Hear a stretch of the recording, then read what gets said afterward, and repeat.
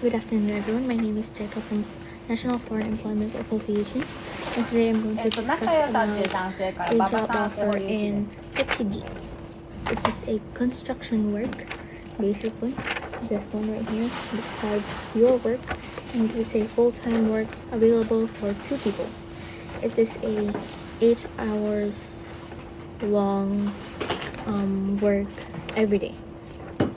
The salary ranges from 180,000 yen to 230,000 yen monthly.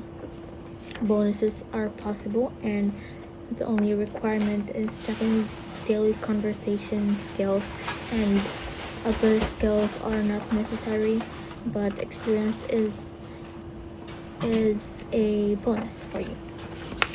For more information, please contact the number right here. And if you want to apply, please visit our main office in Kanda, Sudato. It is near Kanda Station. Have a nice day. Goodbye.